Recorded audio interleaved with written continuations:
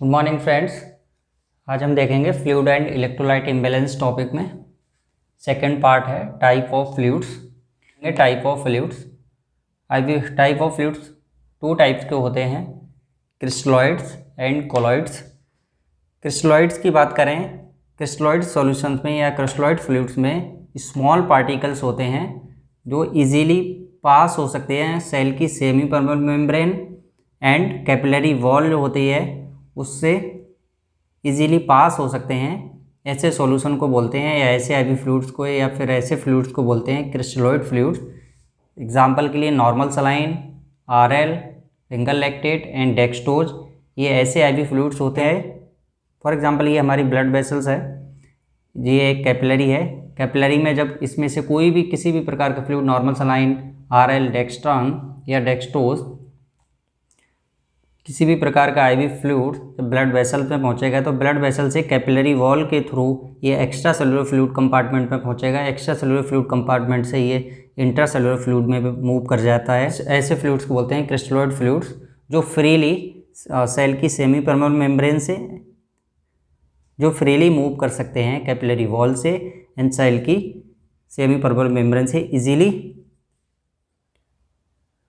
Easily move कर सकते हैं या इजीली एक कंपार्टमेंट से दूसरे कंपार्टमेंट में जा सकते हैं, मूव कर सकते हैं। ऐसे फ्लूइड्स को बोलते हैं क्रिस्टलॉइड आईवी फ्लूइड। इनके पार्टिकल्स स्मॉल होते हैं। इसमें मेनली जो वाटर होता है, वाटर इन आईवी फ्लूइड्स में मेजर कंपोनेंट वाटर होता है। वाटर के साथ इसमें इलेक्ट्रोलाइट होते हैं। नॉर्मल सलाइन में sodium chloride and potassium and dextrose and glucose. In solution में या इन आईवी फ्लूइड्स में वाटर, मेजर कंपोनेंट वाटर होता है एंड आयंस होते हैं, आयंस एंड इलेक्ट्रोलाइट्स होते हैं। इसीलिए ये फ्रीली मूव कर सकते हैं।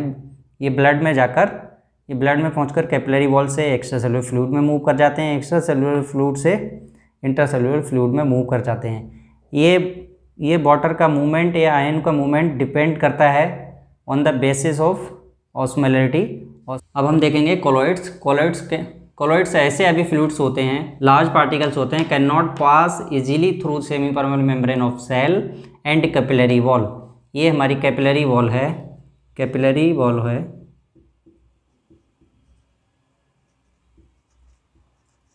ये कैपिलरी वॉल है, ये हमारा सेल है, ये हमारा इंटरस्टिशियल स्पेस है, इंटरस्टिशियल स्पेस।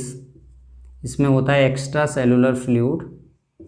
सेल्स के अंदर जो फ्लूइड होता है उसको बोलते हैं इंट्रा सेलुलर फ्लूइड। वेसल्स के अंदर जो फ्लूइड्स होता है ये भी एक्स्ट्रा सेलुलर फ्लूइड में आता है, जो वेसल्स के अंदर बोलता है। इसे जो वेसल्स के अंदर होता है प्लाज्मा एंड ब्लड कंपोनेंट होते हैं उसको बोलते हैं इंट्रावेस्कुलर फ्लूइड्स। ऐसे आईवी फ्लूइड्स जिसमें लार्ज पार्टिकल्स होते हैं can not easily pass through semi permeable membrane of cell and capillary wall. Example albumin, dextran and Haemaccel etcetera. अगर ऐसे आईवी फ्लूइड पेशेंट को लगाए जाएंगे तो ये ब्लड में पहुंचेंगे। ब्लड में जाकर ये कैपिलरी वॉल से एक्स्ट्रा सेलुलर फ्लूइड में मूव नहीं कर पाएंगे क्योंकि इनके पार्टिकल्स लार्ज होते हैं, इनके पार्टिकल्स बड़े होते हैं। ये फ्रीली मूव नहीं कर पाएंगे। इसका मतलब है कोलॉइड सॉल्यूशन का डिस्ट्रीब्यूशन सेल कंपार्टमेंट में नहीं होता है। ऐसे फ्लूइड्स केवल ब्लड वेसल्स के ही अंदर ही रहते हैं, इसीलिए ब्लड के वॉल्यूम को इंक्रीज़ कर देते हैं। कोलॉइड फ्लूइड्स जो होते हैं वो फ्रीली मूव नहीं कर पाते हैं, वो ब्लड वेसल्स के अंदर ही रहते हैं। जब वो ब्लड वेसल्स के अंदर रहते हैं कोलॉइड सॉल्यूशन तो ब्लड वॉल्यूम इंक्रीज़ कर देते हैं। साथ ही ऑस्मोटिक प्रेशर को भी इंक्रीज़ कर देते हैं क्योंकि कोलॉइड सॉल्यूशन में एल्बुमिन एंड डेक्स्ट्रॉन, हिमेक्सिल होते हैं। ये हाई कंसनट्रेटेड फ्लूइड होता है। हाई कंसनट्रेटेड फ्लूइड इंक्रीज़ करता है ऑस्मोटिक प्रेशर को। ऑस्मोटिक प्रेशर जब इंक्रीज़ हो जाएगा तो ब्लड को अपनी तरफ ड्रैग कर लेते हैं, ब्लड को अपनी तरफ खींच लेते हैं। ऐसे कंपोनेंट ब्लड को, ये वाटर को अपनी तरफ सक कर सकते हैं। ये फ्रीली मूव नहीं कर पाते हैं तो ब्लड में रहकर ये ब्लड की ऑस्मोलैरिटी को इंक्रीज़ कर देते हैं। जब के अंदर ऑस्मोलैरिटी इंक्रीज़ हो जाती है तो ये जिस कंपार्टमेंट की ऑस्मोलैरिटी इंक्रीज़ हो जाती है तो वो अदर कंपार्टमेंट से वाटर को अपनी तरफ ड्रैग करेगा और ब्लड वॉल्यूम को इंक्रीज़ करेगा और साथ ही ऑस्मोटिक प्रेशर भी बढ़ जाएगा। हमने देखा फ्लूइड्स दो टाइप के होते हैं, क्रिस्टलॉइड्स एंड कोलॉइड्स। क्रिस्टलॉइड ऐसे आईवी फ्लूइड्स होते हैं जिसमें स्मॉल पार्टिकल्स होते हैं, इजीली पास हो सकते हैं सेल की सेमी परमेबल मेम्ब्रेन से एंड कैपिलरी वॉल से इजीली पास हो सकते हैं। एग्जांपल जैसे नॉर्मल सलाइन, रिंगल लैक्टेट या डेक्सट्रोज, इसमें मेजर कंपोनेंट वाटर होता है एंड इलेक्ट्रोलाइट होते हैं। ये इजीली कैपिलरी वॉल होती है, हमारे ब्लड वेसल्स कैपिलरी वॉल से इजीली मूव करते एक्स्ट्रा सेलुलर फ्लूइड में पहुँचते हैं। एक्स्ट्रा सेलुलर फ्लूइड से according to on the basis of osmolarity ये इंट्रासेलुलर फ्लूइड में मूव कर जाते हैं। कहने का मतलब ये है क्रिस्टलोइड फ्लूइड की मेंटेनेंस के लिए, फ्लूइड के रिप्लेसमेंट के लिए क्रिस्टलोइड सॉल्यूशन, क्रिस्टलोइड फ्लूइड्स का यूज़ किया जाता है, क्योंकि इसमें स्मॉल पार्टिकल्स होते हैं और इजीली ये कैपिलरी वॉल के थ्रू एक्स्ट्रा सेलुलर फ्लूइड में, एक्स्ट्रा सेलुलर फ्लूइड से इंट्रासेलुलर फ्लूइड में मूव कर सकते हैं। ये सारे ब्लड के कंपार्टमेंट में या बॉडी के सारे सेल्स के कंपार्टमेंट में ये क्रिस्टलोइड फ्लूइड मूव कर सकते हैं। इसीलिए बॉडी के अंदर फ्लूइड का रिप्लेसमेंट की ज़रूरत होती है। बॉडी के अंदर अगर फ्लूइड का रिप्लेसमेंट करना है तो क्रिस्टलोइड सॉल्यूशन का यूज़ किया जाता है। कोलोइड सॉल्यूशन में लार्ज पार्टिकल्स होते हैं, ये can not easily pass through semi permeable membrane of cell and capillary wall. Large particles होते हैं, large particle easily capillary wall से मूव नहीं कर पाते हैं। कैपिलरी वॉल से मूव नहीं कर पाएंगे तो ये ब्लड के अंदर ही रहेंगे। ब्लड के अंदर रहकर ये ब्लड कंपोनेंट को बढ़ाते हैं, यानी ये ब्लड के अंदर रहेंगे तो ब्लड वॉल्यूम को इंक्रीज़ करते हैं। ब्लड वॉल्यूम को इंक्रीज करने के साथ ही ब्लड के अंदर रहेंगे तो ब्लड गाढ़ा हो जाएगा, ब्लड हाई कंसनट्रेटेड हो जाएगा, ब्लड की ऑस्मोलैरिटी इंक्रीज़ हो जाएगी। ब्लड की ऑस्मोलैरिटी इंक्रीज़ हो जाएगी तो साथ ही ये ऑस्मोटिक प्रेशर भी इंक्रीज़ करते हैं। अब हम देखेंगे क्रिस्टलोइड 3 टाइप के होते हैं, isotonic, hypotonic and hypertonic. One by one देखेंगे। ये आइसोटोनिक सॉल्यूशन क्या होते हैं, हाइपोटोनिक सॉल्यूशन क्या होते हैं एंड हाइपरटोनिक सॉल्यूशन क्या होते हैं, ये डिसाइड होता है on the basis of osmolarity of fluids. अब हम देखेंगे क्रिस्टलोइड सॉल्यूशन। क्रिस्टलोइड में isotonic, hypotonic and hypertonic 3 type के होते हैं। पहले हम देखेंगे आइसोटोनिक। आइसोटोनिक को देखने से पहले हम देखते हैं ऑस्मोलैरिटी क्या होती है। ऑस्मोलैरिटी को हम पहले भी देख चुके हैं, लेकिन एक बार दोबारा देख लेते हैं। फॉर एग्जांपल ये 2 कंटेनर है हमारे पास, container A and container B. इन दोनों में हमने सोडियम क्लोराइड डाला। कंटेनर ए में हमने 10 ग्राम सोडियम क्लोराइड डाला, कंटेनर बी में हमने 50 ग्राम सोडियम क्लोराइड डाला। तो कंटेनर बी में हमने 50 ग्राम डाला है सोडियम क्लोराइड, इसका मतलब कंटेनर बी में solid particle compare to container A, इसमें कंटेनर बी में सॉलिड पार्टिकल ज़्यादा हैं। इसका मतलब ये है कंटेनर बी का जो वाटर है वो हाई कंसनट्रेटेड है compare to container A. Container B की osmolarity compare to container A ज़्यादा है। कंटेनर बी की ऑस्मोलैरिटी ज़्यादा है तो वाटर को अपनी तरफ ड्रैग करेगा कंटेनर ए से जब तक वाटर को ड्रैग करेगा, जब तक दोनों तरफ ऑस्मोलैरिटी सेम ना हो जाए या दोनों तरफ कंसंट्रेशन वाटर की सेम ना हो जाए। जब दोनों कंपार्टमेंट में सॉल्यूट पार्टिकल इक्वल हो जाएंगे, कंसंट्रेशन इक्वल हो जाएगी, तब ये फ्लूइड शिफ्ट रुक जाता है। इसका मतलब ये है ऑस्मोलैरिटी वाटर के शिफ्ट को डिसाइड करती है। अगर बॉडी के किसी कंपार्टमेंट की ऑस्मोलैरिटी ज़्यादा है तो वो अपनी तरफ वाटर को शक कर लेगा या ड्रैग कर लेगा। अब हम देखेंगे आइसोटोनिक फ्लूइड। आइसोटोनिक ऐसे फ्लूइड्स होते हैं जिनकी ऑस्मोलैरिटी बॉडी के फ्लूइड की ऑस्मोलैरिटी के सेम होती है। ऐसे फ्लूइड आइसोटोनिक फ्लूइड कहते हैं। ऐसे फ्लूइड आइसोटोनिक फ्लूइड्स होते हैं। हमारी नॉर्मल ऑस्मोलैरिटी होती है, नॉर्मल ऑस्मोलैरिटी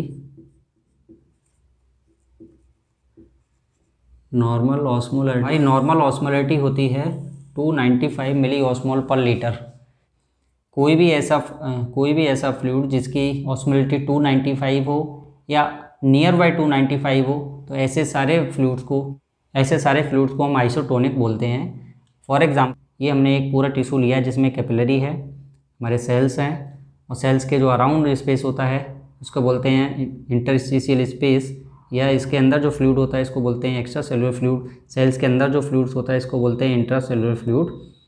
तो नॉर्मल सलाइन या आइसोटोनिक फ्लूइड जब लगाएंगे तो ये ब्लड में पहुंचेगा। ब्लड में जाने के बाद ये एक्स्ट्रा सेलुलर कंपार्टमेंट में जाएगा, क्योंकि बॉडी के हमारे फ्लूइड की नॉर्मल ऑस्मोलैरिटी होती है फॉर एग्जांपल 295 होती है, जबकि हमने जो फ्लूइड्स लगाया है उसमें भी जबकि जो IV फ्लूइड लगाया है उसमें भी ऑस्मोलैरिटी 295 या नियर बाई 295 है।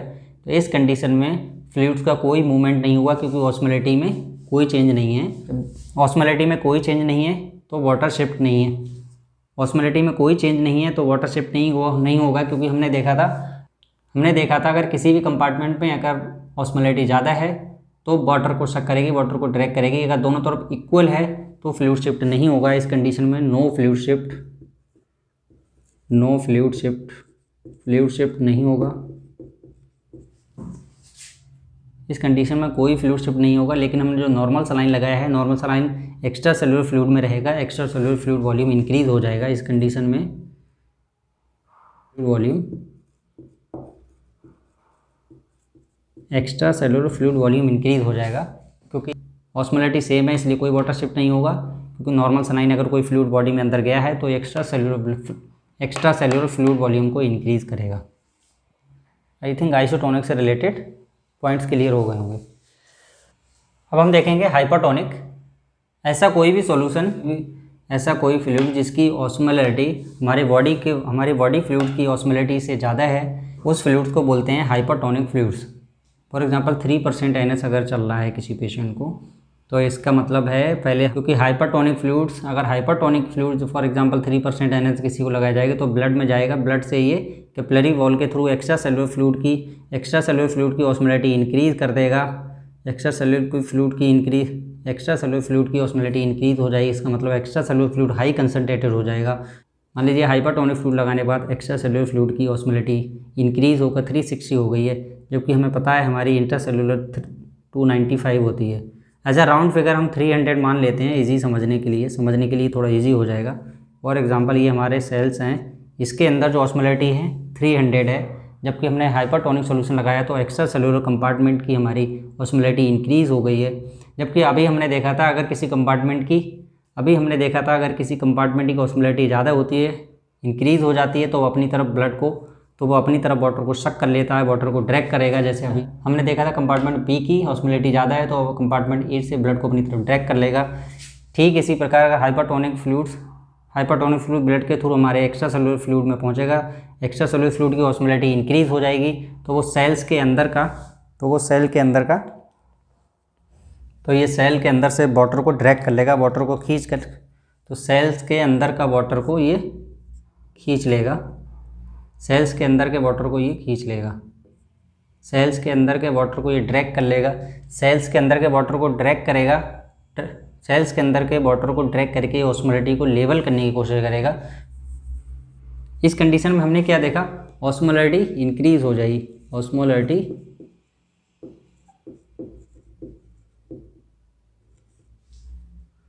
ऑस्मोलैरिटी इंक्रीज हो गई। ऑस्मोलैरिटी जब इंक्रीज हो गई, extra cellular fluid volume increase हो जाएगा, extra cellular fluid volume increase हो जाएगा। जो हमारे सेल्स के अंदर का वाटर एक्स्ट्रा सेलुलर फ्लूइड में शिफ्ट हो गया, इसका मतलब सेल्स का वॉल्यूम कम हो जाएगा, तो इंट्रासेलुलर फ्लूइड वॉल्यूम डिक्रीज हो जाएगा, इस कंडीशन में। देखेंगे आरबीसी पर क्या इफेक्ट पड़ेगा। फॉर एग्जांपल मान लीजिए ये आरबीसी है, रेड ब्लड सेल है, ये रेड ब्लड सेल को हम इधर देख लेते हैं। मान लीजिए रेड सेल्स के अंदर कंपार्टमेंट की ऑस्मोलैरिटी 300 है। हाइपरटोनिक सॉल्यूशन लगाने पर रेड ब्लड सेल के बाहर प्लाज्मा में ऑस्मोलैरिटी इंक्रीज हो जाएगी। प्लाज्मा की ऑस्मोलैरिटी इंक्रीज हो जाएगी तो ये प्लाज्मा अपनी तरफ वाटर को शक कर लेगा, वाटर खींच लेगा। इस कंडीशन में क्या होगा, रेड ब्लड सेल हमारी श्रिंक हो जाएगी, red blood cell RBC shrink हो जाएगी। हमने देखा हाइपरटोनिक सॉल्यूशन लगाने पर एक्स्ट्रा सेलुलर फ्लूइड की ऑस्मोलैरिटी इंक्रीज हो जाएगी। एक्स्ट्रा सेलुलर फ्लूइड की ऑस्मोलैरिटी इंक्रीज हो जाएगी तो ये वाटर को अपनी तरफ ड्रैग कर लेगा, इसका मतलब है ऑस्मोलैरिटी इंक्रीज हुई एक्स्ट्रा सेलुलर फ्लूइड की, तो extra cellular fluid volume increase हो जाएगा, क्योंकि सेल्स के अंदर का वाटर एक्स्ट्रा सेलुलर कंपार्टमेंट में चला जाएगा, तो extra cellular fluid volume increase हो जाएगा, जबकि intra cellular fluid volume decrease हो जाएगा, क्योंकि सेल्स का वाटर बाहर चला गया और आरबीसी श्रिंक हो जाएगा। अब हम देखेंगे हाइपोटोनिक फ्लूइड, ऐसा फ्लूइड जिसकी ऑस्मोलैरिटी लेस देन 295 है। तो हाइपोटोनिक सॉल्यूशन ब्लड के थ्रू जब एक्स्ट्रा सेलुलर फ्लूइड में हमारे जाएगा, तो एक्स्ट्रा सेलुलर फ्लूइड की ऑस्मोलैरिटी डिक्रीज हो जाएगी, एक्स्ट्रा सेलुलर फ्लूइड की ऑस्मोलैरिटी डिक्रीज हो जाएगी, एक्स्ट्रा सेलुलर फ्लूइड की ऑस्मोलैरिटी ऑस्मोलैरिटी डिक्रीज हो जाएगी। इस कंडीशन में वाटर शिफ्ट होगा extra cellular fluid to intra cellular fluid, और इस कंडीशन में क्या होगा, extra cellular fluid volume decrease हो जाएगा। Extra cellular fluid volume decrease हो जाएगा। Intra cellular fluid